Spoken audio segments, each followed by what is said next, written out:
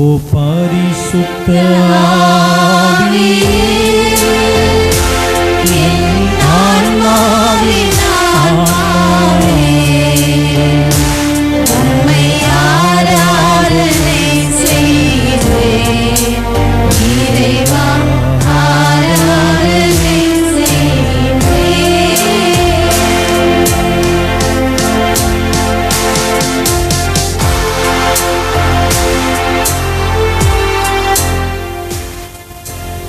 எங்களை நல்வழியில் நடத்தும் இறை தந்தையே, எங்களை அன்பு செய்கின்ற திருமகனாம் இயேசு கிறிஸ்துவே, எங்களை நாள்தோறும் நல்வழியில் நடத்தி செல்லுகிற ஆவியாம் துணையாளரே, இதை இந்த காலை வேலைக்காக நாங்கள் உமக்கு நன்றி செலுத்துகிறோம் சுவாமி. உம்மை போற்றுகிறோம், உம்மை புகழ்கிறோம், உம்மை ஆராதிக்கிறோம், உம்மை வணங்குகிறோம், உம்மை வழிபடுகின்றோம். ஆண்டவரே, எங்கள் உள்ளார்ந்த விசுவாசத்தையும் நம்பிக்கையையும் நீ நிறைவாய் ஏற்றுக்கொள்ள தவக்காலத்தை துவங்கியிருக்கிற இந்த நல்ல நாட்களிலே ஆண்டவரை மனம் திரும்புவதற்கு வாஞ்சையோடு இருக்கிற ஆத்துமாக்களாய் உம்முடைய திருமுன்னிலையில் ஒரே குடும்பமாய் கூடியிருக்கிறோம் சுவாமி. இவ்வேளையில் எங்களை வழிநடத்தும், எங்களுக்கு திறந்த மனநிலையை தாரும், இறை வார்த்தையின் வழியாக எங்களோடு பேசும். ஆண்டவரை, இறை வார்த்தை எங்களுடைய இல்லற வாழ்க்கைக்கு சொல்வதை ஏற்றுக்கொள்கிற மனதிடனை எங்களுக்கு தாரும். அருளின் காலமாய், மீட்பின் காலமாய் இருக்கிற அந்த தவக்காலம் எங்களுக்கும் எங்கள் குடும்பங்களுக்கும் பிள்ளைகளுக்கும் இது இந்த கீழ்நாத்தூர் இறை சமூகத்தாருடைய ஒவ்வொரு குடும்பங்களுக்கும் மீட்பை தருகின்ற நல்ல நாளாக இருக்க நீர் அருள் புரிவீராக. இந்த நாளிலே இந்த நல்லதொரு வாய்ப்பை எங்களுக்கு கொடுத்த, எங்களை நல்வழியில் நடத்தி செல்கிற, எங்கள் ஆன்மாவின் மீது அக்கறை கொண்டு இறைப்பணி செய்கிற இதோ இந்த மரியன்னை தியாகிகள் சபை நடத்துகின்ற அவர்கள் வழிகாட்டுதலில் இருக்கின்ற இந்த பங்கை ஆசீர்வதிப்பீராக. பங்கு பணியாளர்கள், இவருடைய இல்ல தந்தை, உதவி தந்தையர்கள், ஆண்டவர் இவருடைய குடும்பத்தை நிறைவாய் ஆசீர்வதித்திருளும். இந்த சபையின் வழியாக இந்த பங்கு மக்களுக்கு கிடைக்கிற எல்லா விதமான ஆசீர்வாதங்களுக்கும் நாங்கள் நன்றி செலுத்துகிறோம். தொடர்ந்து உம்மை நோக்கி செல்வதற்கான வழியை எங்கள் குருக்களின் வழியாக எங்களுக்கு காட்டுவீராக. அவர்களோடு இணைந்து பணிபுரிகிற அருட்சகோதரிகளையும் பங்கு பேரவையினரையும் அன்பிய பொறுப்பாளர்களையும் இன்றைய நாளில் இந்த நல்ல நிகழ்வு நடைபெறுவதற்கு உதவுகிற எல்லா நல்ல உள்ளங்களையும் ஆசீர்வதித்திரளும். ஆண்டவர், மீண்டுமாய் எங்களை உன்னுடைய முன்னிலையில் முழுமையாய் கையளித்து வேண்டுகிறோம் சுவாமி. எங்களை நிறைவாய் ஆசீர்வதித்து இந்த நாள் அருளின் நாளாக, மீட்பின் நாளாக எங்கள் ஒவ்வொருவருக்கும் கிடைக்க வேண்டுகிறோம். எங்கள் ஜெபங்களை எல்லாம் எங்கள் ஆண்டவர் இயேசு கிறிஸ்து வழியாக உம்மை மன்றாடுகிறோம். ஆமென். அமர்வோம்.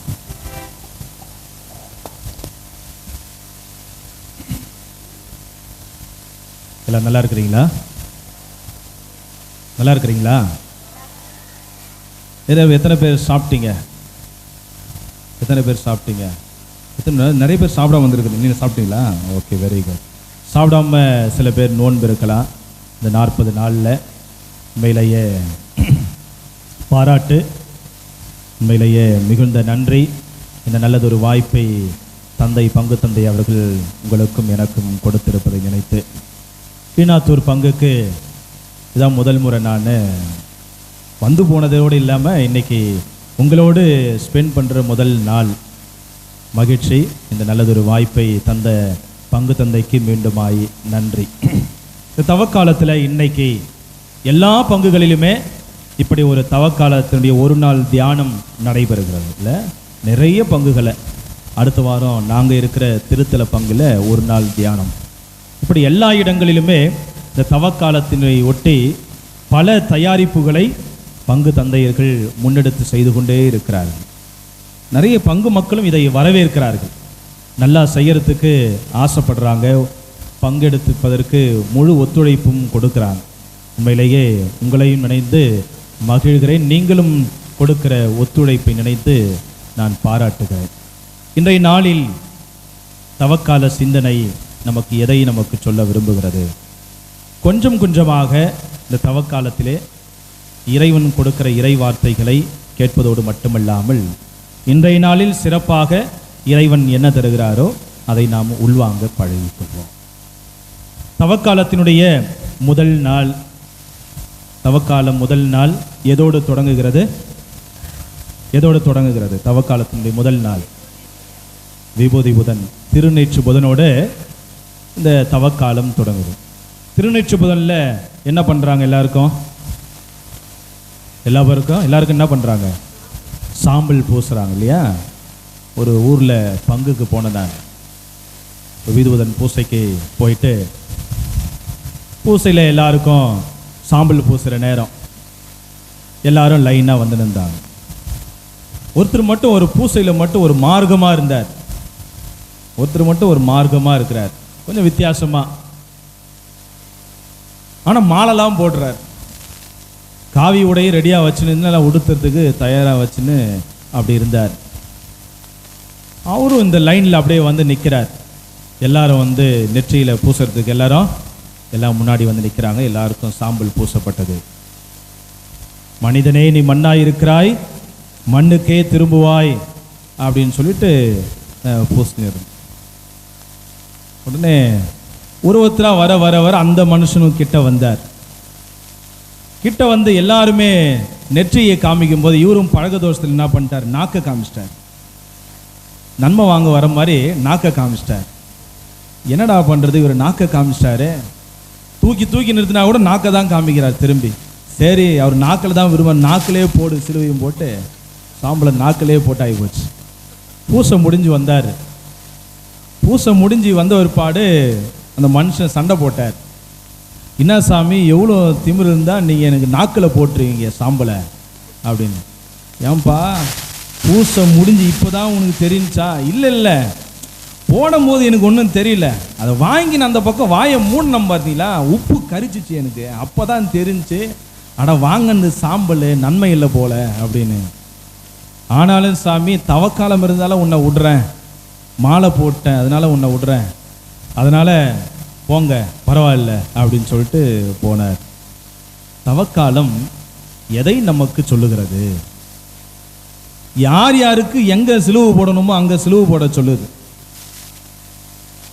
யார் யாருக்கு எங்கு குறைபாடுகள் இருக்கிறதோ அந்த குறையை நீக்குவதற்கு இந்த சிலுவை தேவைப்படுகிறது. ஒருவேளை அந்த மனுஷனுக்கு வாயில தான் பாவம், நிறைய பாவத்தை கட்டி நிற்கிறான்னு போல, அதனால்தான் கடவுளாக பார்த்து அவர் வாயை திறக்க வச்சுக்கிறார். இந்த வாயிலே உனக்கு சிலுவை போ, இனிமேல் குடிக்காத, இனிமேல் கெட்ட பேச்சு பேசாத, இனிமேல் மற்றவங்களை திட்டாத, மற்றவங்களை பற்றி பழிச்சொல் சொல்லாத, சண்டை போடாத, கொஞ்சம் அமைதியாக இருக்க பாரு, கொஞ்சம் வாயை அடக்கி இருக்க பாருன்ற மாதிரி கடவுள் சொன்னாரான்னு தெரியல. கரெக்டாக நாக்காக பார்த்து போட்டார் சாம்பலை. சில வேளைகளில் நம்முடைய தவக்காலத்தில் எந்த இடத்தில் நமக்கு குறைபாடு இருக்கிறதோ அந்த இடத்தில் இறைவன் நம்மை தொட்டு காட்டுவார். இந்த தவக்காலத்தில் இந்த வருஷத்தில் இதை கொஞ்சம் சரி பண்ண பாரு. ஒரு 2 நாளைக்கு முன்னாடி ஒரு அம்மா வந்தாங்க.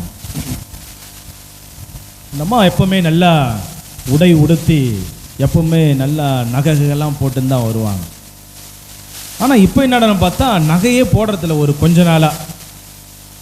அப்புறம் என்கிட்ட நேராக பார்க்குறதுக்கு அலுவலக விஷயமா வரும்போது, என்னம்மா எப்பவுமே தங்கத்தில் அப்படியே ஜொலிப்பீங்க, ஏன் இப்போல்லாம் எல்லாத்தையும் கழட்டிட்டு இருக்கிறீங்க, என்ன ஆச்சு, எதனா கஷ்டமா அப்படின்னு. சாமி, இப்போதான் சாமி நான் நிம்மதியாக இருக்கிறேன், இதெல்லாம் கழட்டி போட்ட ஒரு பாடு தான் நிம்மதியாக இருக்கிறேன். ஏன், இப்போதான் என் மருமவ கொஞ்சம் அமைதியாக இருக்கிறா. எப்பெல்லாம் என் காதுலையும் மூக்குலையும் கழுத்துலையும் பார்க்குறாலோ இதை கொஞ்சம் கொடுக்கறதானே, ஏன் இது மாட்டிங்கிற கொஞ்சம் கழட்டி கொடுக்கறது தானே, எனக்கு உதவி தேவைப்படுமேன்னு சொன்னா. எப்போ இந்த தவக்காலம் ஆரம்பிச்சு அப்பயே கழட்டி எடுத்து போய் உள்ள வச்சுட்டேன். நான் இப்போ நான் ஃப்ரீயாக இருக்கிறேன் சாமி, நான் இதே மாதிரியே இருந்தால் நல்லா இருக்குன்னு நினைக்கிறேன். இதை எப்போ எடுத்து திரும்பி போடுறனோ போச்சு, அன்னைக்கு திரும்பவும் போச்சு. என் கஷ்டத்தை என்ன பண்ணுறதுன்னு தெரியல. அதனால் தவக்காலத்தில் நான் இப்படியே இருக்கிறேன், இப்படி மாற்றத்தை நான் உண்டாக்கிக்கிறேன் அப்படின்னு ஒரு அம்மா வந்து சொன்னாங்க. வாழுற வாழ்க்கையில் இதுவும் ஒரு யதார்த்தமான ஒரு உண்மையாக தான் இருக்குதுல்ல. எது உண்மையான மனமாற்றம், எது உண்மையான மனமாற்றம்? தவக்காலத்திலே காவி உடை அணிவார்கள், மாலை போடுவோம், நோன்பிருப்போம், அதிகமான ஒரு புண்ணியங்களை எடுத்துக்கொள்ள செய்வோம். அப்போ எது உண்மையான மனமாற்றம்? எது யாரை நம்மை இந்த தவக்காலம் அழைக்கிறது? இந்த தவக்காலம் எப்படிப்பட்ட காலம்?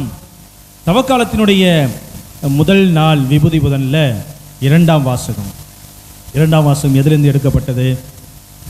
கொரிந்தியருக்கு எழுதிய 2வது திருமுகத்திலிருந்து வாசிக்கப்பட்டது. பைபிள் யார் யார் எத்தனை வச்சுங்க வந்திருக்கிறீங்க? எத்தனை வந்துருக்கிறீங்க? நல்லா கை தூக்குங்க. பைபிள் எத்தனை பேர் எத்தனை வந்துருக்கிறீங்க? Okay, right. சொல்கிறது அப்படியே கடகடன்னு படிங்க பார்க்கலாம். யார் ஆர்வமாக யார் நல்லா படிக்கிறன்னு பார்க்கலாம். ரைட். கொரிந்தியருக்கு எழுதிய 2ஆம் திருமுகம் 6ஆம் அதிகாரம் 2வது இறைவசனம் படிங்க பார்க்கலாம். கொரிந்தியருக்கு எழுதிய திருமுகம் 2ஆம் திருமுகம் 6:2 படிங்க. படிங்க. தகுந்த வேளையில் நான் உனக்கு பதில் அளித்தேன். என்னடா அந்த தகுந்த வேலை? இத்தனை நாள் இவ்வளோ நாள் வேலைலாம் கடவுள் நமக்கு கொடுக்கலையா? அது நான் இன்னைக்கு பார்த்து தகுந்த வேலை சொல்றார். உண்மையானது தான். என்ன அப்படிப்பட்ட தகுந்த வேலை, தகுந்த காலம்? படிங்க தொடர்ந்து. துணையாயிருந்து இதுவே தகுந்த காலம், இன்றே மீட்பு நாள். அந்த கடைசியில் என்ன திரும்ப சொல்லுங்க. இதுவே தகுந்த காலம், இதுவே தகுந்த காலம், மீட்பு நாள், இதுவே மீட்பின் நாள். Price the Lord, praise the Lord, praise the Lord, praise the Lord. எல்லா பங்குலுமே பிரைஸ் லார்ட் சொன்ன உடனே ரெண்டாவது முறை சொன்னாதான் எல்லாம் ஓகே. முதல் டைம் போடும்போது எல்லாம் கொஞ்சம் அப்படியே வெக்கப்பட்டுக்குன்னு சொல்லாமா சொல்லக்கூடாதா அப்படின்ற மாதிரிலாம் இந்த இப்படிப்பட்ட ஒரு வார்த்தைகள்லாம் நம்ம உற்சாகப்படுத்துகிறது தான். கடவுளை புகழ்வது எல்லாமே உண்மைதான், கடவுளை புகழ்வது எல்லாமே உண்மைதான். ஆனால் இப்படிப்பட்ட வார்த்தைகள் நம்மை உற்சாகப்படுத்துறதுக்காக இப்போ எல்லாம் மீண்டும் சொல்லுவோம். Price the Lord, praise the Lord. இயேசுவுக்கே புகழ், இயேசுவுக்கே புகழ். இந்த லாஸ்ட் வார்த்தையை மீண்டும் வாசிங்க. இதுவே தகுந்த காலம், இதுவே தகுந்த காலம், இன்றே மீட்பு நாள், இன்றே மீட்பின் நாள். தவக்காலம் என்ன காலம்? தகுந்த காலம். எதுக்கு தகுந்த காலம்? அதுக்கு அடுத்த வார்த்தை சொல்லுது, மீட்பை பெற்றுக்கொள்வதற்கு தகுந்த காலம், அருளை பெற்றுக்கொள்வதற்கு தகுந்த காலம். இது ஒரு அருளின் காலம், இதை ஒரு மீட்பின் காலம். இறையியல் ஆங்கிலத்தில் அழகா சொல்லுவாங்க, it's a time of kairos. கெய்ரோஸ்னா என்ன? It's a time of grace. இது அருளின் காலம். லூக்கா நற்செய்தியிலே இயேசு சொல்லுவார், ஆண்டவனின் அருள் தரும் ஆண்டினை அறிவிக்க வந்தேன். அப்ப இத்தனை வரைக்கும் இருக்கிற ஆண்டு, அந்த ஆண்டுல என்ன? அது ஆண்டுதான். ஆனால் இது மிகவும் சிறப்பான ஆண்டு. இது மெசியாவின் ஆண்டு, இது இயேசு திருமகனின் ஆண்டு, இது அருள் பொழிவு செய்யப்பட்டவரின் ஆண்டு. எனவேதான் லூக்கா நற்செய்தியிலே இயேசு அதை அழுத்த திருத்தமா சொல்றார். இனி இருந்த ஆண்டெல்லாம் ஓகே, இந்த ஆண்டு ஆண்டவரின் அருள்மிகு ஆண்டு. Price the Lord. அதோடு சேர்ந்து நம்முடைய திருச்சபை இந்த வருஷம் இன்னைக்கு நம்மளுக்கு இன்னும் அதிகமாக சொல்லுது. இது என்ன ஆண்டு? யூபிலி ஆண்டு, புனிதமிகு ஆண்டு. 2025-26 யூபிலி ஆண்டு. இயேசுவின் அருளையும் இறைத்தந்தையின் இரக்கத்தையும் தூய ஆவியானவரின் நிறைவான அருள் வரங்களை பெற்றுக்கொள்கிற ஒரு புனிதமிகு ஆண்டு. எனவேதான் இந்த யூபிலி ஆண்டுல, இந்த இப்படிப்பட்ட ஆண்டுல நிறைய மாற்றங்கள் திருச்சபையில் நடந்து கொண்டே இருக்கிறது. நம்முடைய திருத்தந்தை அதற்கு அதிகமாக உதவி செய்திருக்கிறார். அவர் தான் இந்த புதிய வாயிலை திறந்து வைத்திருக்கிறார். இப்படிப்பட்ட காலத்திலே, இந்த யூபிலி ஆண்டிலே ஆண்டவன் நமக்கு தந்திருக்கிற ஒன்றித்து பயணிப்போம், நம்பிக்கையோடு ஒற்றுமையாக பயணிப்போம் என்று சொல்லுகிற இந்த மிக உயர்ந்த ஒரு விருது வாக்கிலே இந்த ஆண்டிலே நடைபெறுகின்ற இந்த தவக்காலத்தினுடைய தியான நாளில் இறைவன் மீண்டுமாய் நமக்கு சொல்லுகிறார், இந்த தவக்காலம் தகுந்த காலம். எதற்கு? ஆண்டவனின் அருளை பெற்றுக்கொள்வதற்கு இது தகுந்த காலம். இந்த 40 நாள், இந்த 40 நாளை நம்ம சரி செஞ்சு காட்டிட்டோம்னா வாழ்க்கையில் நம்ம நல்லா இருப்போம். இந்த வருஷம் ஃபுல்லாக நல்லா இருப்போம். அடுத்த தவக்காலம் வர வரைக்கும் இந்த 40 நாள் அப்படிப்பட்ட நாள். இந்த 40 நாள் வெறுமையான நாட்கள் அல்ல. இந்த 40 நாள் அருளை பெற்றுக்கொள்வதற்கான நாள். எப்படி? ஒரு 2 சக்கர வாகனமோ இல்லை 4 சக்கர வாகனமோ இல்லை ஏதோ ஒரு பொருளோ ஒரு சரி செய்யப்பட வேண்டிய காலகட்டத்தில் ஒரு அறிகுறியை தந்தால், வண்டி எங்கேயோ சத்தம் போடுது, சர்வீஸுக்கு போகிற நேரம், வண்டி எங்கேயோ ஃபால்ட் ஆகி அடிக்கடி நிற்குது, ஓகே இது சர்வீஸுக்கு போகிற நேரம். அதுபோல் நம்முடைய பயணங்கள் இந்த இடத்தில் இந்த காலத்தில் நின்று யோசிக்கப்பட வேண்டிய நாட்கள், நம்மையே சுத்திகரிப்பு செய்ய வேண்டிய நாட்கள், நம்மையே பழுது பார்க்க வேண்டிய நாட்கள். அப்படிப்பட்ட நாள். எதற்கு இந்த சர்வீஸ்? எதற்கு இந்த சுத்திகரிப்பு? எதற்கு இந்த மறுமலர்ச்சி? எதற்கு இந்த ஒரு முழுமையான ஒரு தயாரிப்பு? வர காலத்தை இன்னும் நல்லா நடத்தணும். அதுக்கு தான் இந்த 40 நாள் இருந்துட்டு 41வது நாள் வேற மாதிரி இருக்குல்ல. இந்த 40 நாள் இருப்பதே மீதம் இருக்கிற வருடத்தின் நாட்களை நலமாய் வாழ்வதற்கு தான். ஆண்டவர் அப்படிப்பட்ட நாட்களாகத்தான் இதை நமக்கு கொடுத்திருக்கிறார். எனவே இந்த தவக்காலம் எப்படிப்பட்ட காலம், இதை நாம் உணர்ந்து கொண்டோம் என்றால் உண்மையிலேயே இந்த தவக்காலத்தை நம்ம மிஸ் பண்ணவே மாட்டோம். இதை நம்ம ரொம்ப கவனக்குறைவாக எடுத்துக்காம இருக்க மாட்டோம். இந்த தவக்காலத்தை ரொம்ப சீரியஸாக நம்ம எடுத்துக்குவோம். ஏன்னா இதனுடைய முதல் நாளிலேயே இந்த நாள் எப்படிப்பட்ட நாள் என்பதை நமக்கு சொல்லுகிறது. அந்த தவக்காலத்தினுடைய தகுந்த காலமாய் மாற்றுவதற்கு என்ன? பவுலடியார் ரோமையருக்கு எழுதிய திருமுகத்திலே 13ஆம் அதிகாரம் 12ஆம் இறைவசனம் படிங்க. ரோமையருக்கு எழுதிய திருமுகம் 13ஆம் அதிகாரம் 12வது இறைவசனம். இரவு முடிய போகிறது, பகல் நெருங்கி வருகிறது. ஆகவே இருளின் ஆட்சிக்குரிய செயல்களை களைந்துவிட்டு ஒளியின் ஆட்சிக்குரிய படை கலன்களை அணிந்து கொள்வோமாக. Praise the Lord. Praise the Lord. இயேசுவுக்கே புகழ். இயேசுவுக்கே புகழ். இது என்ன காலம், என்ன செயல்ன்றது அழகா பவுலடியார் சொல்றாரு பாருங்க. இருளின் ஆட்சிக்குரியதையெல்லாம் களைந்து விட்டு, எது எதையெல்லாம் இருளில் இருக்கிறதோ, இருளின் அடையாளத்தை கொண்டிருக்கிறதோ, இருளின் அர்த்தத்தை கொண்டிருக்கிறதோ, இருளை சார்ந்து இருக்கிறதோ அதையெல்லாம் விடுத்திடணும். இந்த இறை வார்த்தை ஒரு புனிதருடைய வாழ்க்கையே புரட்டி போட்டது. யார் அந்த புனிதர்? பவுலடியார். பவுலடியார். அப்புறம் வேற யாரு? பவுலடியார் இருந்த விட புனித அகுஸ்தினார். அகுஸ்தினார் எப்படிப்பட்டவர்? எவ்வளவுக்கு எவ்வளவு ஒரு பாவியோ அவ்வளவுக்கு அவ்வளவு புனிதன். எவ்வளவுக்கு எவ்வளவு ஒரு புனிதரோ அந்த அளவுக்கு ஒரு பாவம் செய்தவராயிருந்தார். அவங்க அம்மா யாரு? Saint Augustine. அவருடைய அம்மா யாரு?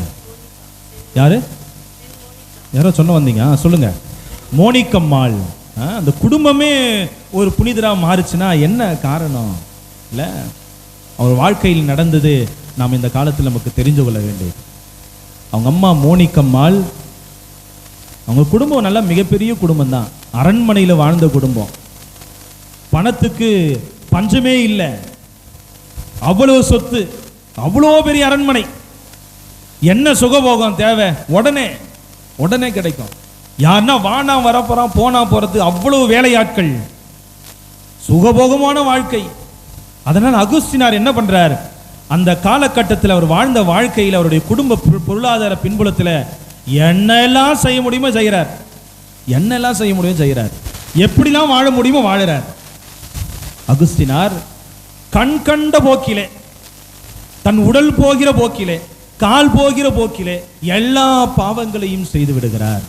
அவ்வளவு பாவத்திற்கு அடிமையாகி விடுகிறார். அவங்க அம்மா அவன் பையனை பிள்ளைய நினைச்சு ஒவ்வொரு நாளும் ஆலயத்தில் போய் ஜபிப்பாங்களாம். அவங்க அரண்மனைக்கு பக்கத்திலே இருக்கிற ஆலயம், அதில் போய் ஜபித்து கண்ணீர் விட்டு ஜபிப்பது தான் மோனிகாமனுடைய மிகப்பெரிய ஒரு பாடு. இவ்வளோ சொத்து சுகம் இருந்து என்ன பிரயோஜனம் ஆண்டவரே? என் புள்ள இப்படி தாறுமாறா போயிட்டானே. பணத்தை நம்பி, சொகுசை நம்பி, சொத்தை நம்பி என் பிள்ளையை ஒழுங்காக வழி நடத்த முடியாமல் போச்சு. ஏன் அப்பா இல்லாமல் போயிட்டார், இறந்து போகிறார். அம்மா மட்டும்தான். அந்த அம்மானுடைய கஷ்டத்தில் எதையுமே கண்டுக்காம புள்ள அப்படி இப்படின்னு வளர்ந்து போய் எல்லா பாவத்தையும் பண்ண ஆரம்பிச்சிட்டார் அகுஸ்தினார். காலையில் எழுந்து போனால் அதோட நடுராத்திரி தான் வீட்டுக்கு திரும்புறது. என்னெல்லாம் பண்ணுறாரு யாருக்கும் தெரியாது. அவ்வளவு அட்டுழியங்கள், பாவங்கள். இதுக்கு தினசரி வாழ்க்கையா நடந்து போயினே இருக்குது. ஒரு நாள் அவங்க அம்மா ஆலயத்தில் இரவு நேரத்தில் ஜெபம் பண்ணிட்டு அவங்க பையனுக்காக மனமாற்றத்திற்காக ஜெபம் பண்ணி கண்ணீர் விட்டு அழுது டயர்ட்ல கோயிலே படுத்துடுறாங்க. வீட்டுக்கு போக முடியல. வழக்கம் போல அவருடைய மகன் அகஸ்டினார் எவ்வளோ நேரம் வெளியே சுத்த முடியுமோ சுத்திட்டு செய்ய வேண்டியதெல்லாம் செஞ்சுட்டு நடுராத்திரியா நேரம் வழக்கம் போல வீட்டுக்கு போறார். வீட்டுக்கு போனா நேரம் அவர் ரூம்ல போயிட்டு படுத்தவருக்கு தூக்கமே வரல. ஒரு உள்ளார்ந்த ஒரே ஒரு குரல் மட்டும் அவர் கேட்டுனே இருக்குது. எடுத்து வாசி. என்னடா இது, இன்னைக்கு போய் இப்படிப்பட்ட ஒரு டிஸ்டர்பன்ஸ் என்னைக்குமே இல்லாம வந்தனா ஜாலியா போயிட்டு திரும்பி வந்தனா நிம்மதியா தூங்குவேன். ஆனா இன்னைக்கு மட்டும் இந்த குரல் என்ன, எடுத்து வாசின்னு சொல்லுது. என்னத்தை எடுத்து வாசிக்கிறது? அவர் கண்ணுக்கு முன்னாடி ஒரு காட்சியில ஒரே ஒரு இறைவசனம் மட்டும் தெரிய வருது. என்ன இந்த இறைவசனம்? ரோமையர் 13:12. இந்த இறைவசனம் மட்டும்தான். போறார். அவருக்கு சொன்னது போலவே சரி கோயிலுக்கு போலாம், பைபிள் தானே, எங்க நம்ம ரூம்ல போலான்னு சொல்லிட்டு அவர் பக்கத்தில் இருந்த சிற்றாலயத்துக்கு அகஸ்தினார் போறார். நைட் டைம் ஆனாலும் இந்த ஆலயம் திறந்திருக்கு. போயிட்டு விவிலியத்தை எடுத்து புரட்டுறார். புரட்டியதும் அவருக்கு தென்பட்டது இந்த இறை வார்த்தை தான். ரோமையருக்கு எழுதிய திருமுகம் 13:12. மீண்டும் வாசிங்க. இரவு முடிய போகிறது. அகஸ்டின், உன் வாழ்க்கை முடிய போகுது. இன்னியோட கடவுள் சொல்றார், இருள் முடிய போகிறது. இரவு முடிய போகிறது. பகல் நெருங்கி வருகிறது. உனக்கு ஒளி நெருங்கி வருகிறது.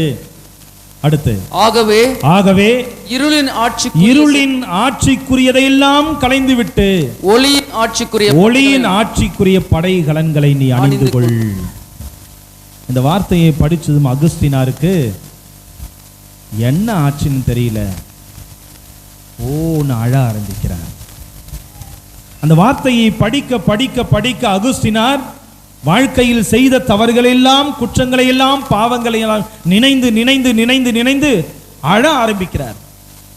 இந்த அழற சத்தம் கேட்டுதான் பக்கத்தில் இருந்த கோயிலே படுத்துட்டு கிடந்த அவங்க அம்மா மோனிக்கம்மாள், யாரா இந்த நேரம் பார்த்து அழுவுறதுன்னு எழுச்சி பார்க்கறாங்க. அவங்க புள்ள அகஸ்தினார் அழுதுன்னு கிடக்கிறார். Praise the Lord. கோயிலுக்கே வராத புள்ள, வீட்டுக்கே ஒழுங்கா திரும்பாத பையன், தாறுமாறா வாழ்ந்த பிள்ளை, இன்னைக்கு ஆலயத்தில் இரவு நேரத்தில் நான் வேண்டின ஜெபம், கண்ணீர் விட்டு ஜெபித்த ஜெபம் வீண் போகாம கடவுள் என் பிள்ளைய பக்கத்திலே கோயிலில் வந்து படிக்க வச்சுட்டாரு, அதுவும் ஜெபம் பண்ண வச்சுட்டார், விவிலியத்தை எடுக்க வச்சுட்டாரே. மிகப்பெரிய ஒரு ஆனந்தம். அகஸ்தினார் அழுது ஜெபம் பண்ண ஆரம்பிக்கிறார். ஆண்டவரே, இந்த இறை வார்த்தையை போல என்னுடைய இருளின் ஆட்சிக்குரிய செயல்களை எல்லாம் விட்டு விடுகிறேன், ஒளியின் ஆட்சிக்குரிய செயல்களை நான் வாழ ஆரம்பிக்கிறேன் என்று சொல்லி முடிவெடுத்து அவங்க அம்மா காலடியில் விழுந்து மன்னிப்பு கேட்டு வாழ்க்கையை தொடங்கினார். புதிய வாழ்க்கையை தொடங்கினார். இன்று புனிதராக உயர்ந்து நிற்கிறார். Praise the Lord. Praise the Lord. Praise the Lord. Praise the Lord. அதான் திருச்சபையில் அழகா ஒன்று சொல்லுவாங்க, every saint has its own past. எல்லா புனிதனுக்கும் ஒரு இருளடைந்த ஒரு கடந்த காலம் ஒன்று உண்டு. எல்லாருக்கும் உண்டு. யார் ஒருவர் அந்த இருளடைந்த கடந்த காலத்தை மறுத்து விட்டு வருகிறார்களோ அவர்கள் எல்லோரும் புனிதர்களாக மாறுகிறார்கள். Praise the Lord. Praise the Lord. இறைவன் விரும்புகிற அந்த காலம் இப்படிப்பட்ட காலம். இருளை எல்லாம் விட்டு ஒளியை நோக்கி செல்லுகின்ற காலம்தான் இந்த காலம். அந்த ஒளி என்ன? அந்த ஒளி தவக்காலத்தின் முடிவில் ஒரு ஒளியை நோக்கி நாம் எல்லோரும் செல்வோம். என்ன அந்த ஒளி? உயிர்ப்பு. பாஸ்காவின் ஒளி. தவக்காலத்தினுடைய இறுதி நாள். அந்த இறுதி நாளிலே இறைவன் நமக்கு சொல்லுகின்ற அந்த திருநிகழ்விலே நாம் கலந்து கொள்ளுகிற அந்த பாஸ்காவிலே முதல் நிகழ்வாக திருச்சபை சொல்லுவது என்ன? உயர்த்தி பிடித்து சொல்லுகிறது. ஊருக்கே சொல்லுது, பங்கில் இருக்கிற எல்லா மக்களுக்கு சொல்லுது. எல்லா இடத்திலும் லைட் ஆஃப் பண்ணிட்டு அந்த ஒரு ஒளி மட்டும் எல்லாருடைய கண்களிலும் படுகிற அளவுக்கு உயர்த்தி காண்பித்து குருவானவர் சொல்லுகிறார், கிறிஸ்துவின் ஒளி இதோ.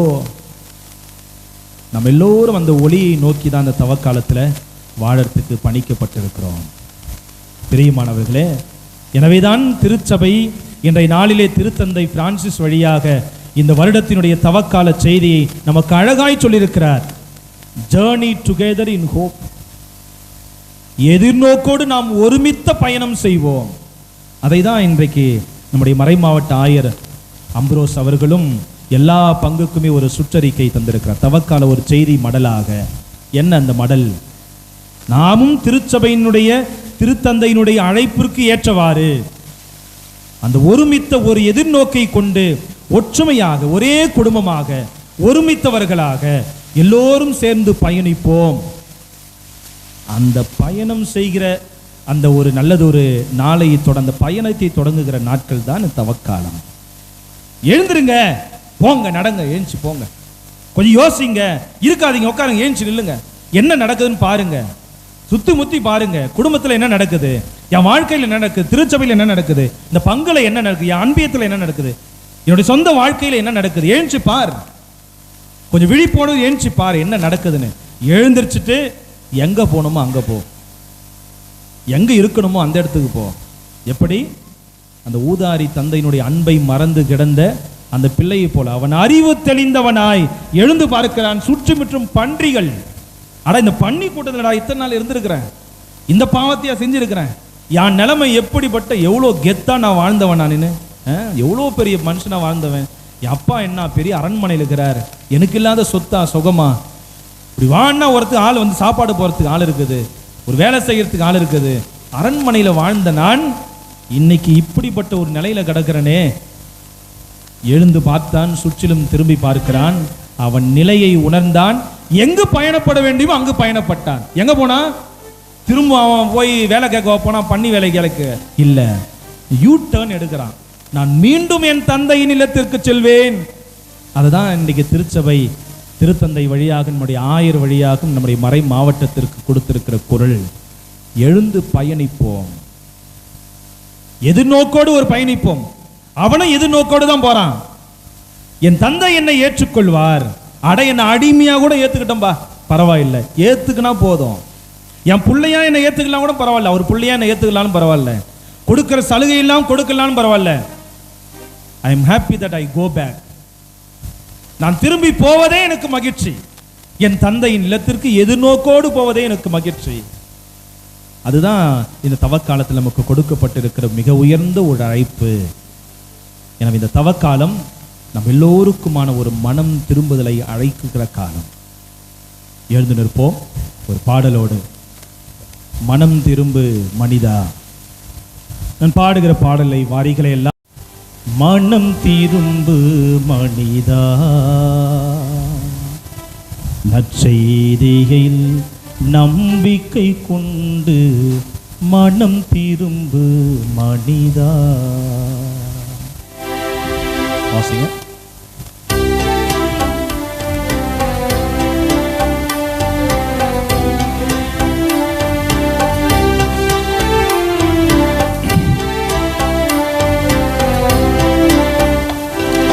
மனம் திரும்பு மனிதா, நீ நற்செய்தியில் நம்பிக்கை கொண்டு மனம் திரும்பு மனிதா.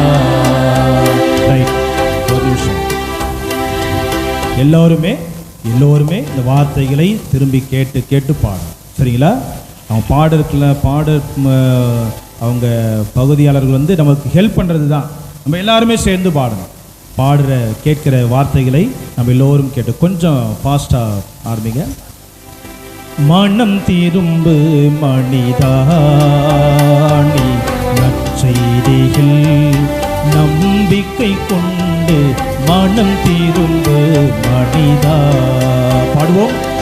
மனம் திரும்பு மனிதா, நீ நற்செய்தியில் நம்பிக்கை கொண்டு மனம் திரும்பு மனிதா. கைகளை தட்டி மனம் திரும்பு மனிதா, நீ நற்செய்தியில் நம்பிக்கை கொண்டு மனம் திரும்பு மனிதா.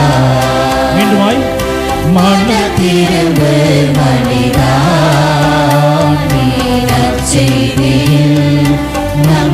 நம்பிக்கை கொண்டு மனம் திரும்பு மனிதா.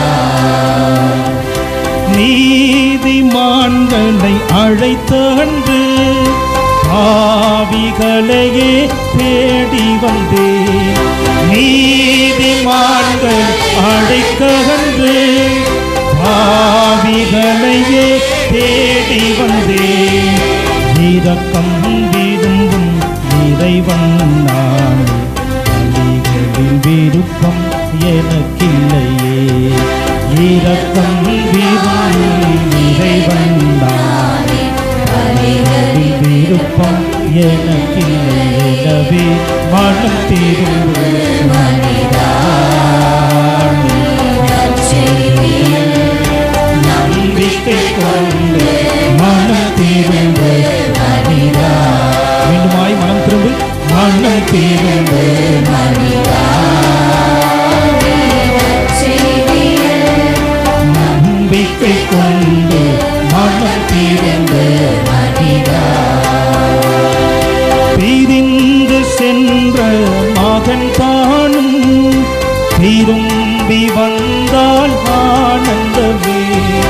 பிரிந்து சென்ற மகன் தானும் திரும்பி வந்தால் ஆனந்தமே. மனம் திரும்பும் பாவியினாலே மகிழ்ச்சி கொள்ளும் வானகமே. மனம் திரும்பும் பாவியினாலே மகிழ்ச்சி கொள்ளும் வானகமே. மனம் திரும்ப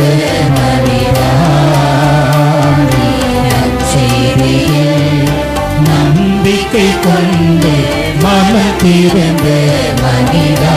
எல்லோருமாய் மீண்டுமாய் மனம் திரும்ப மனிதா. நம்பிக்கை கொண்டு மனம் திரும்ப மனிதா. அமர்வோம், அமர்வோம்.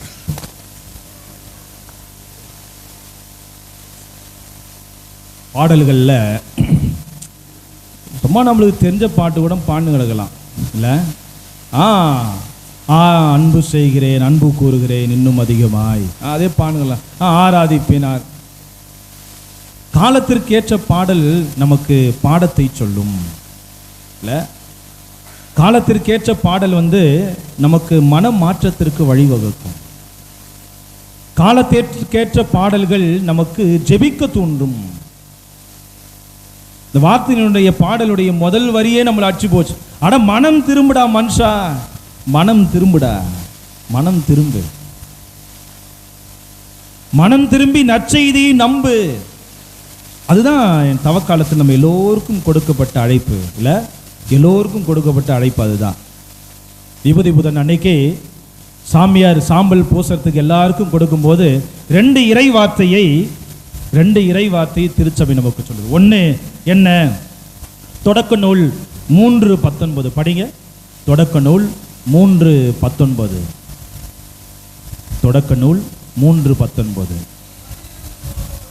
நீ மண்ணிலிருந்து உருவாக்கப்பட்டதால் அதற்கு திரும்பும் வரை நெற்றி வியர்வை. போதும்.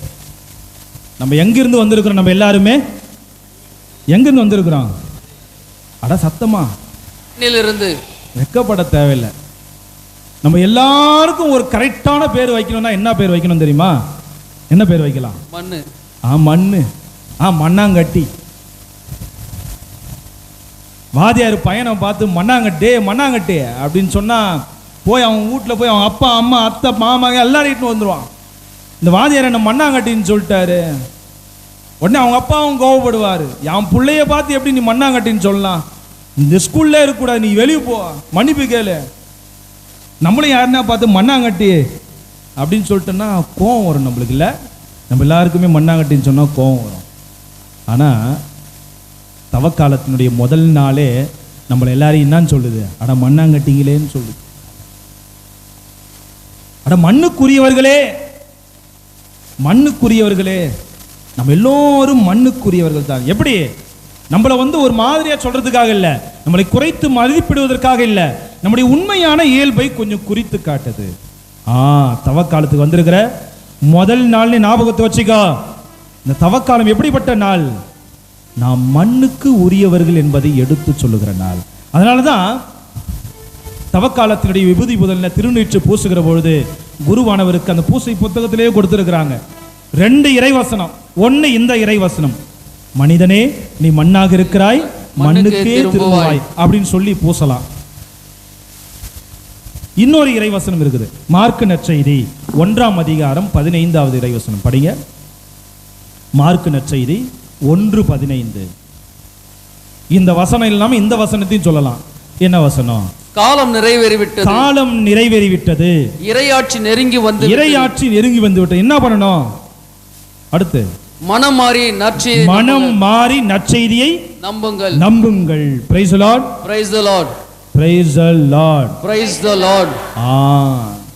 இப்படி சொன்னாதான் ஏதோ சொல்ல வர்றாரு ஃபாதர். என்ன இவர் விட மாட்டாரு? நான் விட மாட்டேன் தான். சொல்லணும்னா எல்லாம் சொல்லணும். நம்ம எல்லாரும் சேர்ந்து செய்யறதுக்கு தான் இன்னைக்கு. திரும்ப எல்லாரும் சேர்ந்து price the Lord, praise the Lord. Very good, super, நன்றி. இந்த இறைவசனம் என்ன? மார்க்கு நற்செய்தி 1ஆம் அதிகாரம் 15 இறைவசனம், மனம் திரும்ப நற்செய்தியை நம்பு. இந்த 2 இறை வார்த்தையில எதை வேணாலும் சொல்லி பூசலாம். 2த்துல எது நல்லா இருக்குது? 2த்துல எது நல்லா இருக்குது? செகண்ட் கொஞ்சம் நல்லா இருக்குது இல்ல? யாருக்கெல்லாம் ஃபர்ஸ்ட் பிடிக்குது சொல்லுங்க? மனுஷனே நீ மண்ணா இருக்கிற, மண்ணுக்கே திரும்புவ. 1 2 3 4 5 6 7 கொஞ்சம் பேருக்கு பாதி தான். என்ன களிமண் தான் முடியுமா? ரைட், கொஞ்சம் பேருக்கு. யாருக்கெல்லாம் மனம் திரும்ப நற்செய்தி நம்ம பிடிக்குது கை தூக்குங்க. இதுக்கு நிறைய பேர் தெரியுதுங்களா? அதனால தான் இந்த ஊர்ல ஒரு ஊர்ல அதே மாதிரி தான், சாமி என்ன பார்த்து நீ காலையில பூசைக்கு குளிச்சுட்டு வந்திருக்கிறேன். நான் தவ காலத்துல முதல் நாள் விபூதி புதன்ல நல்லா ஃப்ரெஷ்ஷா வந்திருக்கிறேன். என் நெத்தியில பூசும் போது இந்த வார்த்தையா சொல்லுவேன், மனுஷனே நீ மண்ணா இருக்கிற, மண்ணுக்கே போ. காலையில பூசைக்கு வரேன், எனக்கு சாமி ஆன் சாமி இதை போய் சொல்றேன், எனக்கு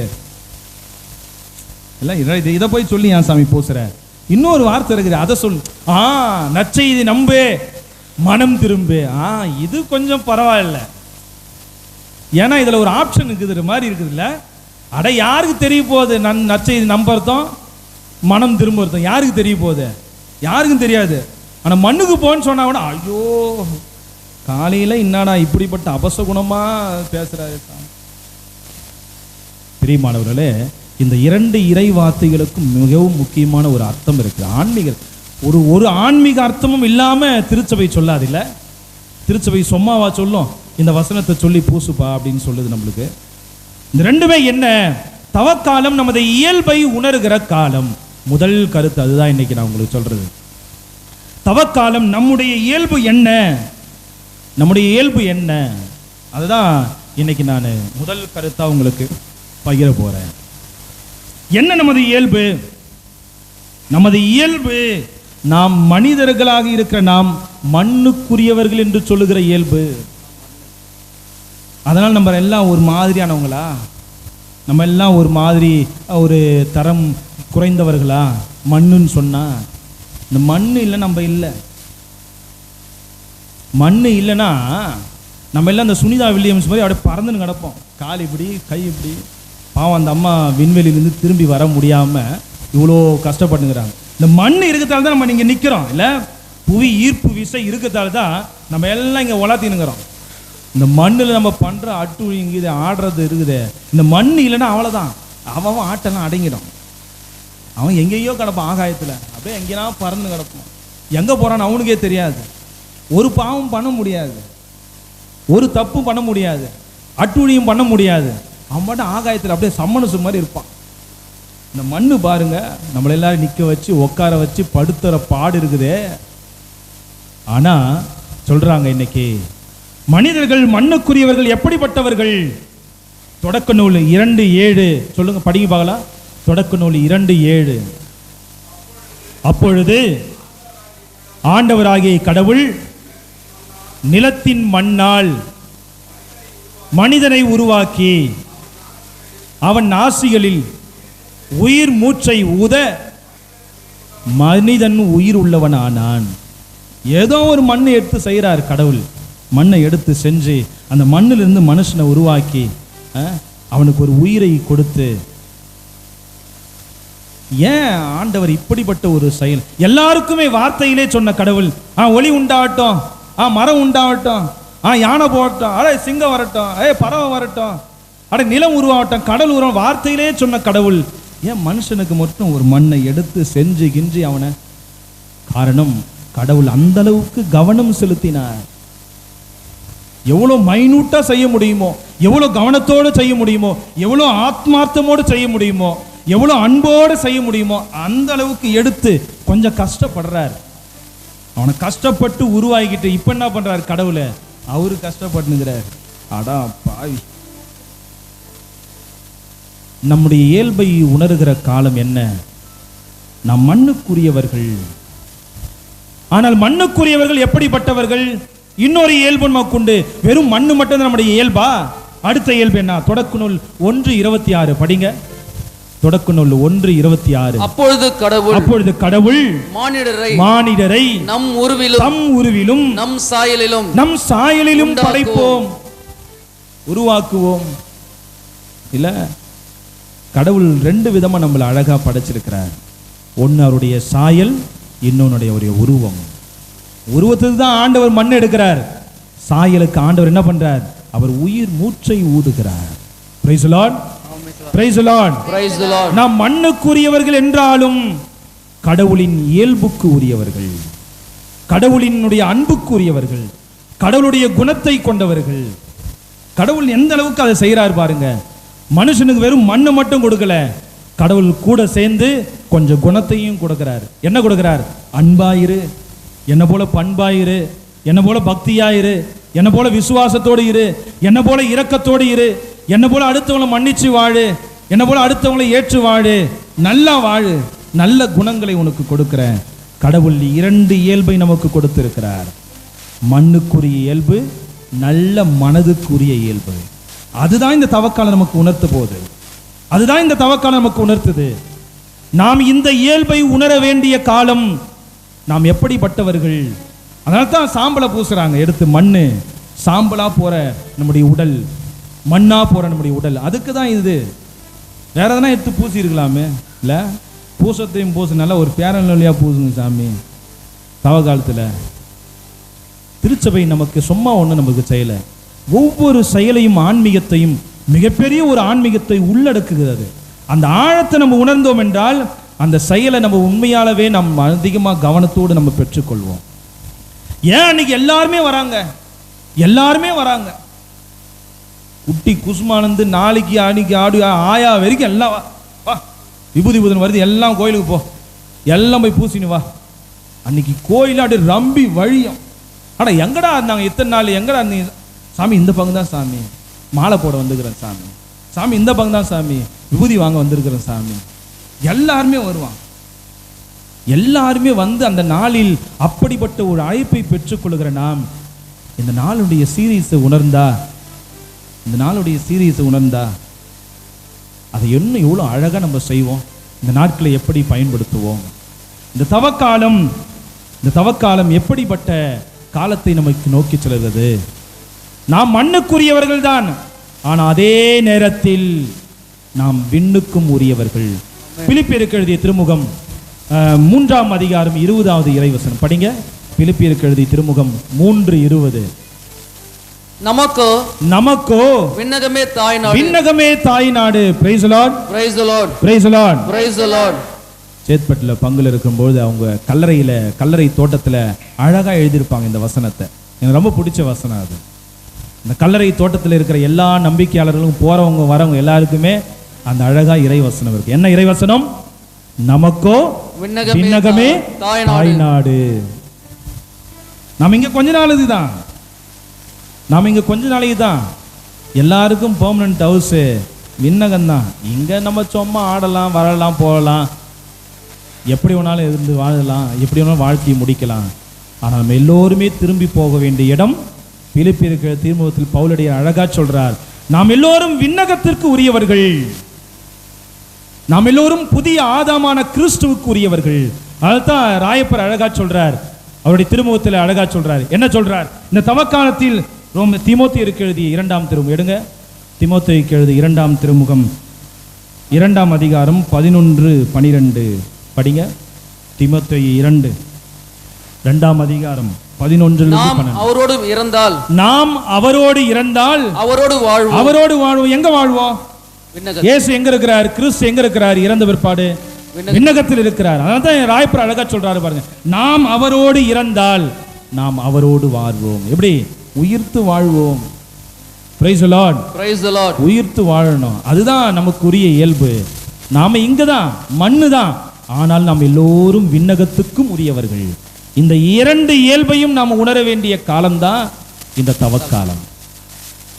மனிதர்கள் என்று நாம் என்னதான் கடவுள் நம்மை மண்ணிலிருந்து படைத்தாலும் அவருடைய சாயலிலும் உருவிலும் நம்மை படைத்து நம்மை விண்ணகத்திற்குரியவர்களாக மாற்றுகிறார். அங்க போறதுக்கு என்ன பண்ணணுமோ, எப்படி வாழணுமோ, அதுக்கு தான் இந்த இடம். அதனால தான் மத்தேயு நற்செய்தி 25ஆம் அதிகாரம் என்ன சொல்றது? ஆண்டவருடைய இறுதி தீர்ப்பு. எல்லாரையும் பிரிக்கிறார். வலப்பக்கம் இடப்பக்கம் எல்லாம் பிரிஞ்சு நில்லு. எப்படி? தர்மம் செஞ்சவெல்லாம் இந்த பக்கம் நில்லு, அதர்மம் செஞ்சவெல்லாம் இந்த பக்கம் போயிடு. இந்த பக்கம் போயிடு, என் கண்ணு முன்னாடி நிக்காத. தர்மம் செஞ்சவெல்லாம் வாங்க, என் கூடவே வாங்க. உங்களுக்காக ஏற்கனவே நான் இடம் ஏற்பாடு செஞ்சுட்டேன். நான் உங்களுக்கு ஏற்கனவே இடம் ஏற்பாடு செஞ்சுட்டேன். பாருங்க, நம்ம எல்லாருக்குமே ஒரு இடத்துல ஃப்ளாட் இருக்குது. சொந்த ஊரில் இருக்கிறவங்களுக்கும் வாடகை ஊரில் இருக்கிறவங்களும் ஃப்ளாட் இருக்கிறவங்களும் இல்லாதவங்களுக்கும் எல்லாருக்குமே ஒரு ஃப்ளாட் எங்கே இருக்குது? விண்ணகத்தில் இருக்குது. மகிழ்ச்சியாக இருக்குங்க. யார் யாருக்கெல்லாம் மகிழ்ச்சி? கை தூக்கும் பார்க்கலாம். ஆடா, இங்கே கொடுங்க சாமி 2 ஃப்ளாட்டு 3 ஃப்ளாட்னா விண்ணகத்தில் இருக்கிறது சொல்கிறே சாமி. எல்லாருக்குமே அங்கே இருக்குது இடம். எல்லாருக்குமே அங்கே இருக்குது. ஆண்டவர் என்ன சொல்றாரு? சீடரை பார்த்து, நான் உங்களுக்காக சென்று இடம் ஏற்பாடு செய்கிறேன்.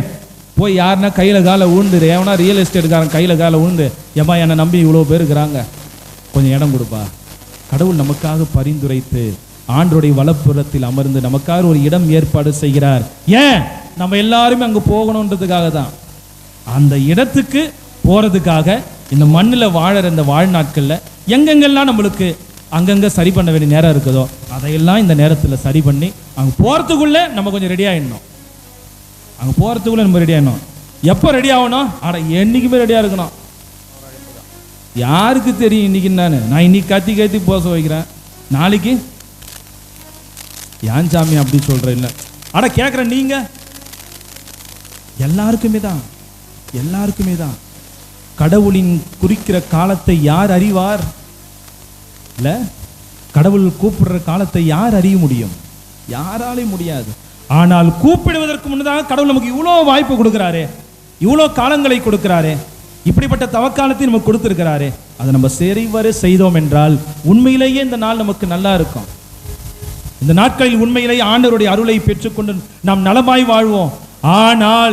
ஆனால் இந்த காலம் எனக்கு தேவையில்லை, இந்த காலம் எனக்கு தேவையில்லை, இது அவங்களுக்கு தான் சாமி. யாரெல்லாம் அப்படி இப்படி வாழறாங்களோ அவங்களுக்கு தான். எனக்கு தேவையில்லை. இல்லை, இந்த தவக்காலம் எல்லோருக்குமான காலம். சபை உரையாளர் எடுங்க. சபை உரையாளர் 7ஆம் அதிகாரம் 20வது இறைவசனம் படிங்க. சபை உரையாளர் 7:20. குற்றமே செய்யாமல் நல்லதையே செய்யும் நேர்மையானவர் உலகில் இல்லவே இல்லை. இல்ல, யாரை சொல்ல முடியும்? நான் பெரிய அப்பா டக்கரு, நான் மிஸ்டர் ஒயிட்டு, நான் மிஸ்டர் பெர்ஃபெக்ட், யார் ஒருவர் உங்களால் சொல்ல முடியும்? அழகா சொல்லுது பாருங்க, குற்றம் செய்யாமல் நல்லதே செய்யும் நேர்மையாளர் உலகில் இல்லை. என்ன சொல்றார்? இன்னொரு இடத்துல கூட சொல்லும், நேர்மையாளரே ஒரு நாளில் 7 முறை தவறுகிறான். இல்ல, அதனால தான் சொல்றேன், நேர்மையாளருக்கே இந்த கதி. யாருக்கு? நல்லா இருக்கிறவங்க, புனிதமா இருக்கிறவங்க, ஜெபமே பண்ணிக்கிறவங்க, நல்லா வாழ்க்கை வாழ்ந்துங்கிறவங்க. சில பேர் வருவாங்க, காட்டுக்கோயில் இருக்கும்போது வருவாங்க. ஒரு ஆயா என்ன பச்சு,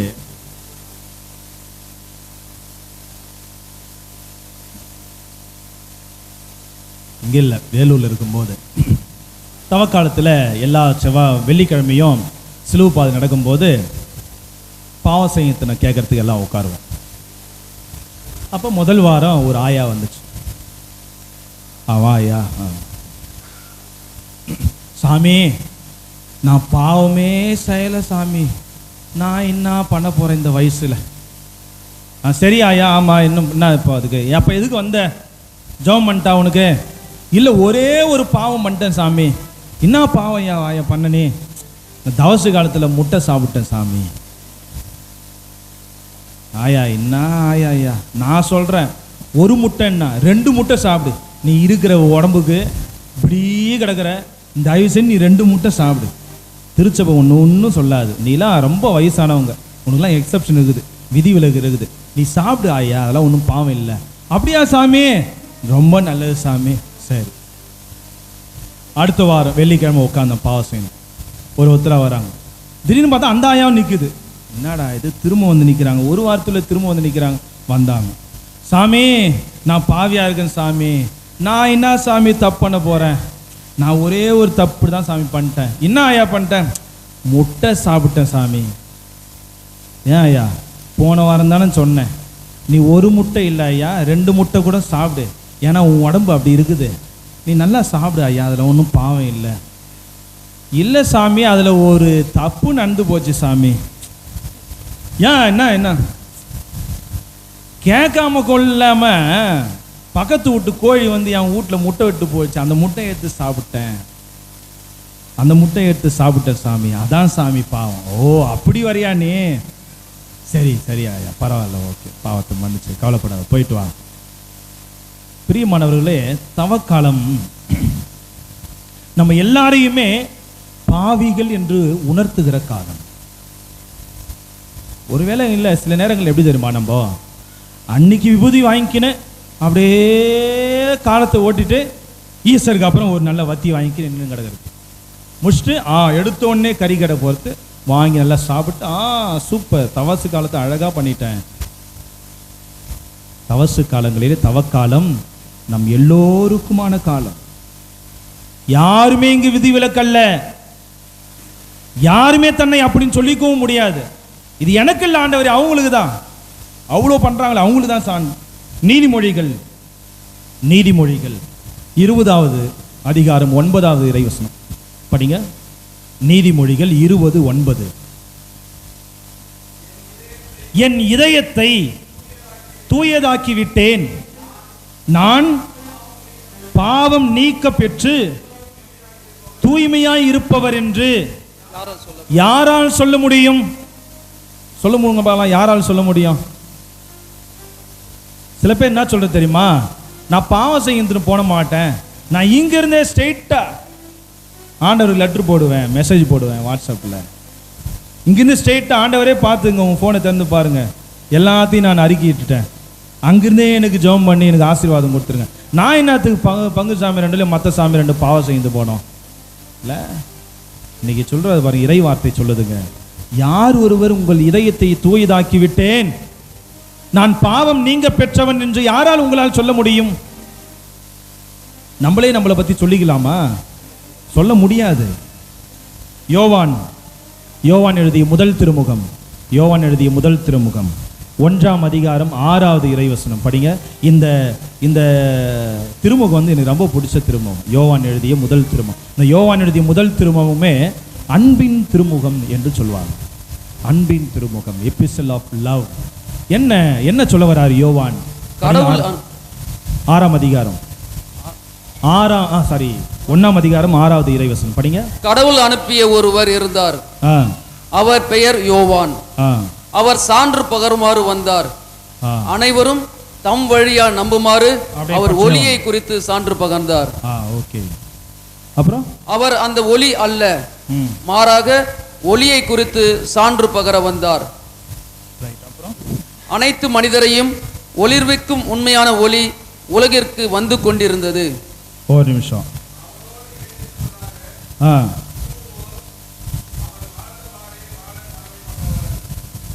அதுக்கு முன்னாடி இது படிங்க.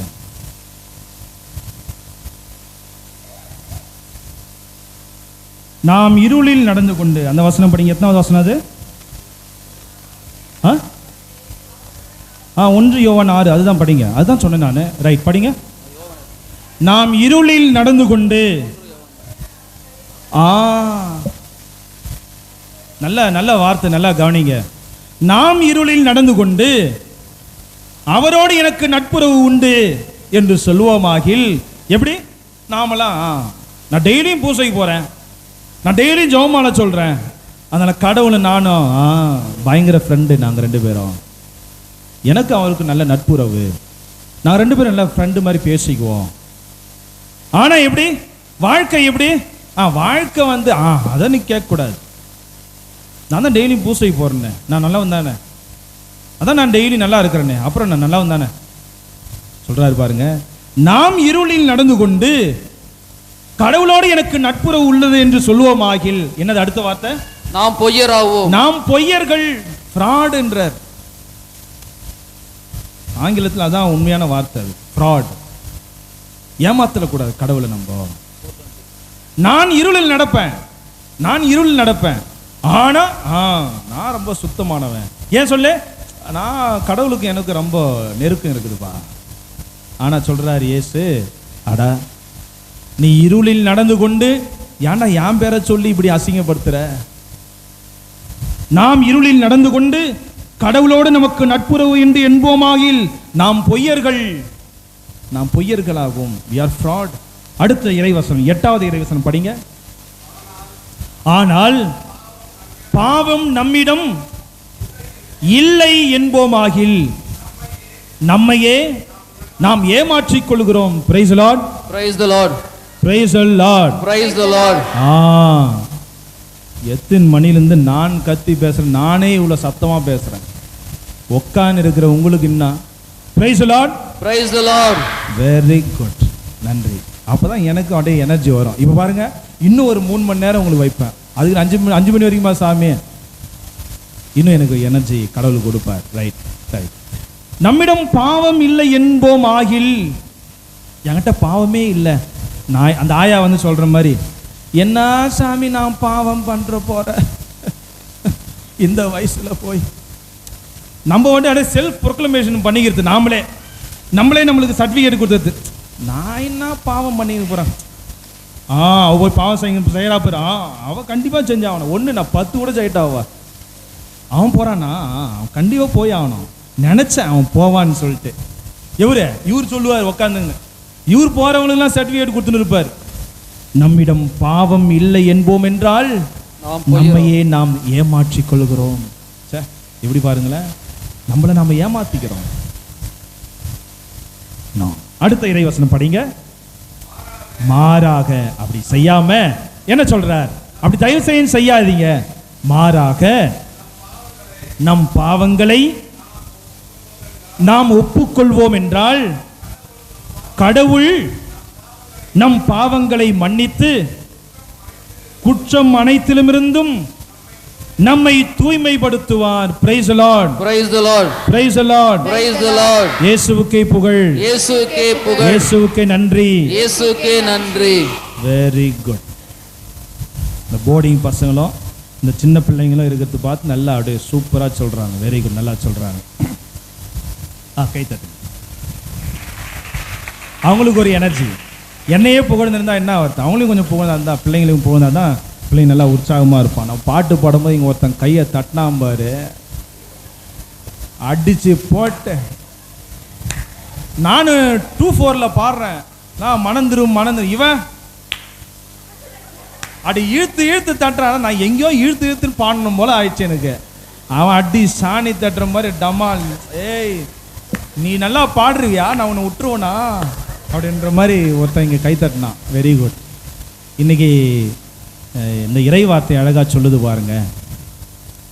மாறாக நம் பாவங்களை நாம் ஒப்புக்கொண்டு நம்முடைய பாவங்களை எடுத்து சொல்வோம் ஆகில் கடவுள் நம்மை மன்னித்து நம் பாவங்களிலிருந்தும் நம்முடைய குற்றங்களிலிருந்தும் நம்மை தூய்மைப்படுத்துவார். கடைசி இறைவசனம் இன்னொன்னு சேர்த்து சொல்றார் பாருங்க.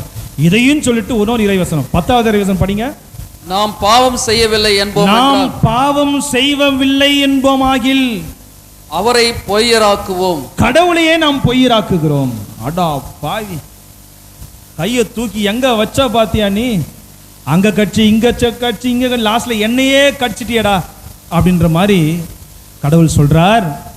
இந்த பாவத்தை பொறுத்தவரை உன்னுடைய மனநிலை, உன்னுடைய ஆட்டிடியூட், உன்னுடைய டிஸ்போசிஷன் எப்படி இருக்கணும்?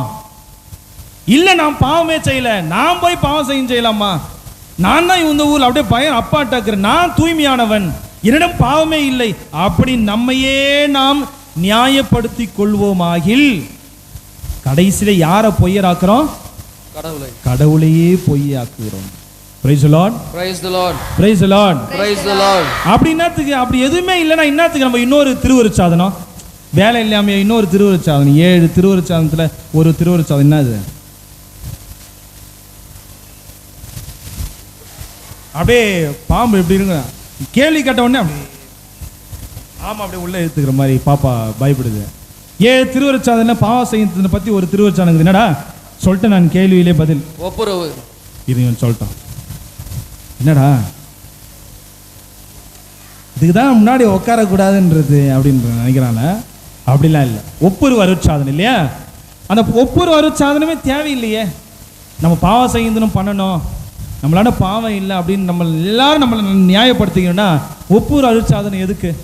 இல்லை எல்லாமே விட்டுடலாம். இல்லை பிரியமானவர்களே, கடவுள் நம்மை இந்த தவக்காலத்தில் ஒரு மனம் திரும்புதலுக்கு அழைக்கிறார். எனவே இன்னைக்கு வராதவங்க, வர வேண்டாம் வரக்கூடாம இருக்கிறவங்க அவங்கள பத்திலாம் விட்டுருங்க. நான் வந்திருக்கிறேன் கடவுளுக்கு முன்னாடி, நான் என்ன தூய்மைப்படுத்திக்கிறேன். Praise the Lord. Praise the Lord. Praise the Lord. அடுத்தவங்களுடைய பாவங்களுக்காக நான் பாவ அறிக்கை இடுவேன். அடுத்தவங்களுக்காக கூட நம்மளுடைய பாவ அறிக்கை இடலாம். அதனால நீ போய் பாவம் செய்யன்னு சொல்ற போறீங்க போயிட்டு அவங்களுடைய குடும்பத்திற்காக ஆண்டவை என்ன, நான் அந்த பாவத்தை சுமந்து கிடக்கிறேன். என் கணவனுக்காக, என் பிள்ளைக்காக, என் மனைவிக்காக, என் மேல இருக்கிறவங்க, எங்க குடும்பத்தில் இருக்கிறவங்களுக்காக இன்னைக்கு சொல்றாரு பாருங்க. யோவான் செய்தி 2ஆம் அதிகாரம் 25வது இறைவசனம் படிங்க. யோவான் 2:25. யோவான் 2:25. என்னடா இந்த சாமியார் ஒரு பக்கமா போக மாட்டாரு, திடீர்னு அங்க போறாரு, திடீர்னு நடுவில் சொல்றாரு, திடீர்னு அங்க போறாரு. எல்லாம் மனிதரை பற்றி அவருக்கு யாரும் எடுத்து சொல்ல தேவையில்லை. அவருக்கு யாரும் எடுத்து சொல்ல தேவையில்லை. யாருக்கு?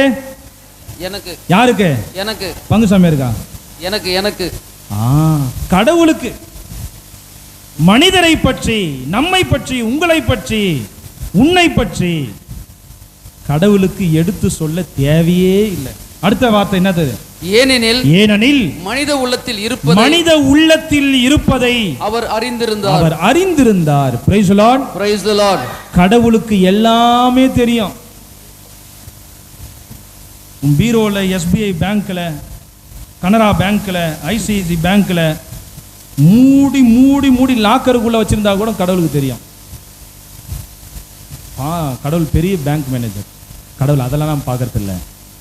கடவுள் நம்ம உள்ளத்தில் இருப்பதை அறிவார். யாருமே அவருக்கு சொல்ல தேவையில்லை. என்னை பத்தி கடவுளுக்கு யாரும் சொல்ல, நீங்களும் சொல்ல தேவையில்லை என்னை பத்தி. ஆனா அவங்கவுங்களை பத்தி அவங்கவுங்களுக்கு தெரியும்பா. கவுண்டமணி ஒரு படத்துல சொல்லுவோம், டேய் உன்னை பத்தி எனக்கு தெரியும், என்னை பத்தி உனக்கு தெரியும், நம்ம 2 பேரை பத்தி ஊருக்கே தெரியும். அது மாதிரி என்னை பத்தி கடவுளுக்கு தெரியும், உங்களை பத்தி கடவுளுக்கு தெரியும், நம்ம எல்லாரையும் பத்தியுமே கடவுளுக்கு தெரியும். அந்த தெரிஞ்சு வச்சுக்கிறாரு பாத்தீங்களா, அவராண்ட போய் சொல்லலாம். தெசலோனிக்கர் எழுதிய முதல் திருமுகம், பவுலடியார் தெசலோனிக்கருக்கு எழுதிய முதல் திருமுகம் 4ஆம் அதிகாரம் 7வது இறைவசனம் படிங்க. 4:7. 1 தெசலோனிக்கர் 4:7 படிங்க. கடவுள் நம்மை ஒழுக்க கேட்டிற்கு அல்ல, தூய வாழ்வுக்கே அழைக்கிறார். Praise the Lord. Praise the Lord. Praise the Lord. Praise the Lord. நம்ம எல்லாரையும் இன்னைக்கு அழைச்சிருக்கிறதுக்கு கடவுள் என்ன ஒரே ஒரு காரணம், நாம் ஒழுக்க கேட்டிற்காக அல்ல, தூய வாழ்க்கை வாழணுன்றதுக்காக தான் கடவுள் நம்மளை எல்லாரையும் இங்கே கூப்பிட்டுருக்கிறார். அடுத்த அதே இதுல 2வது இறைவசனம் படிங்க. 4:2 கொஞ்சம் முன்னாடி படிங்க. ஆண்டவராகிய இயேசுவின் பெயரால் 3 படிங்க. 4:3. நீங்கள் தூயவர்கள் ஆவதே கடவுளுடைய திருவுளம், கடவுளின் திருவுளம். Praise the Lord. Praise the Lord. கடவுளுக்கு இருக்கிற மிகப்பெரிய ஆசை நம்ம எல்லார் மேலேயும், நீ நல்லா படிக்கணும், நல்ல பெரிய இடத்துல போய் உட்காரணும், நல்ல இடமா பார்த்து கல்யாணம் கொடுக்கணும், நல்லா வாழணும், நல்லா 4 பிள்ளையும் பெற்றுக்கணும். என்ன எல்லாம் அமைதியாக இருக்கிறீங்க? 4 வேணாம் சாமின்றீங்களா? உங்கள் கஷ்டம் எனக்கு தெரியுது, உங்கள் கஷ்டம் எனக்கு தெரியுது தான். கடவுள் நம்ம இதெல்லாம் ஆசைப்படல. என்ன ஆசைப்படுறார் கடவுள் நம்ம மேல? நாம் எல்லோரும் தூயவர்களாய் வாழ்வதே கடவுளின் ஒத்த ஆசை, பேராசை. வேற எதுவுமே இல்லை, வேற எதுவுமே இல்லை. நாம் எல்லாரும் நல்ல மனுஷனா, நல்ல கிறிஸ்தவனா, நல்ல ஒரு ஆண்மகனா, நல்ல ஒரு பெண் மகளா, நல்ல ஒரு கணவரா, நல்ல ஒரு மனைவியா, நல்ல ஒரு கிறிஸ்தவ பிள்ளையா வாழறது தான் கடவுள் விரும்புகிற மிகப்பெரிய ஆசை. இதுதான் உங்களுக்கு நான் முதலாக சொல்ல வேண்டிய கருத்து. இந்த கருத்தோடு இடைவேளைக்கு செல்வோம். போய் நல்லா என்ன நம்மளுக்கு கொடுக்குறாங்க, நல்லா சாப்பிட்டு எனர்ஜி ஏற்றிக்கின்னு திரும்பவும் வாங்க. ஆண்டவர் நம்மோடு இறை வார்த்தையின்வாக மீண்டுமாய் நம்மிடம் பேசுவார். எல்லோரும் இடைவேளைக்கு நாம் செல்வோம். எல்லாரும் போங்க, போயிட்டு அப்படி ஆளாவி குழாவி அப்படி